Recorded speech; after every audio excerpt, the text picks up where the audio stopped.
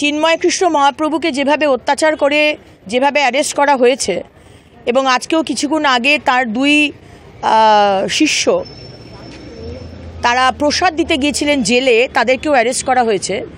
এটা থেকে খুব ক্লিয়ার যে মোহাম্মদ ইউনূসের সরকার বাংলাদেশে তারা যে ওই 1941-এ যে 28% ছিল আর এখন হয়ে গেছে 7.65%, সেটাকেও তারা শেষ করতে চাইছে। মানে হিন্দুরা থাকবে না, নিশ্চিহ্ন হয়ে যাবে বা ভারতবর্ষ চলে যাবে, এটাই উনি চাইছেন। এবং আমার অবাক লাগে আমাদের মুখ্যমন্ত্রী, যিনি ওয়াকফ বিল নিয়ে 30 তারিখে সমাবেশ ডেকেছেন, যিনি আমরা শুনতে পাচ্ছি ওয়াকফ বিল নিয়ে প্রস্তাব আনছেন বিধানসভায়, আজকে হিন্দুদের যে কচুকাটা করা হচ্ছে সেটা নিয়ে তার কোনো প্রস্তাব আনা বা কোনো সমাবেশ করা সেটা নিয়ে তার মুখে কোনো স্টেটমেন্ট নেই। কিন্তু তার দ্বিচারিতা দেখুন যে তিনি কালকে ঝাড়খণ্ডে গিয়ে বলছেন যে মন্দির, মসজিদ, গির্জা, গুরুদ্বারাতে সমান সম্মান দিতে হবে। আপনার মুখ থেকে অন্তত মুখ্যমন্ত্রী আমরা এটা শুনতে চাই না, আমরা শুনবো না।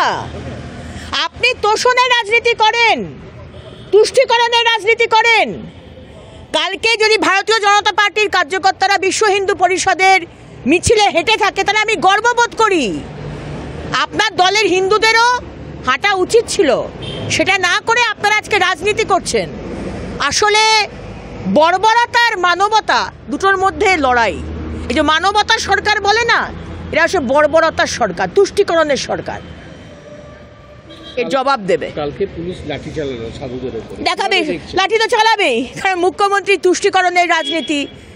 লাঠিটা না চালালে 30%-এর সমাজ, 30%-এর যে সম্প্রদায়, তাদেরকে উনি মেসেজটা দেবেন কি করে যে দেখো তোমাদের মাদ্রাসা থেকে ডাক্তার, ইঞ্জিনিয়ার, IAS, IFS না বেরোক, কিন্তু আমি কিন্তু তোমাদেরকে নিয়ে রাজনীতি করছি, আমি কিন্তু ওয়াকফ বিল নিয়ে আসছি, তাতে কোনো লাভ হবে না, কিন্তু আমি কিন্তু রাজনীতিটা করছি ওয়াকফ বিল এনে, আমি কিন্তু সমাবেশ করছি, কিন্তু তোমাদের সম্প্রদায় যে উন্নয়ন হোক সেটা আমি দেখি না, তোমাদের আমি ভোট ব্যাংকের জন্য আমি ব্যবহার করি। আর হিন্দুরা মরুক, কাটুক, ভাগীরথীতে ভাসিয়ে দেওয়া হোক, তাতে যায় আসে না। হুমায়ুন কবিরকে দল সাসপেন্ড করলো, কি বলবেন? হুমায়ুন কবিরকে দল সাসপেন্ড করেছেন কি করেননি, কি উনি লিখেছেন শোকজে, আই এম নট ইন্টারেস্টেড। কিন্তু বিষয়টা দেখার যে এই টিএমসির বিধায়ক হুমায়ুন কবির যখন বললেন যে হিন্দুদের কচুকাটা করে আমাদের ভাগীরথী নদীকে আমরা মা বলি, সেই ভাগীরথীতে ভাসিয়ে দেওয়া হবে, তখন কিন্তু মুখ্যমন্ত্রী শোকজ লেটার দিলেন না যে তুমি কেন হিন্দুদের নিয়ে এরকম বললে, তখন কিন্তু ওনার শোকজ লেটার যায়নি।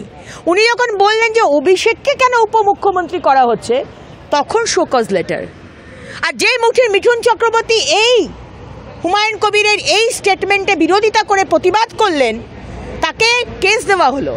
তাহলে এই রাজ্যের এই মুখ্যমন্ত্রীর দ্বিচারিতাটা বাংলার যে হিন্দুরা আছে আপনারা রিয়েলাইজ করুন, বুঝুন যে আপনাদের মুখ্যমন্ত্রী কোন দিকে যাচ্ছেন আর কি মেসেজ দিচ্ছেন। Thank you.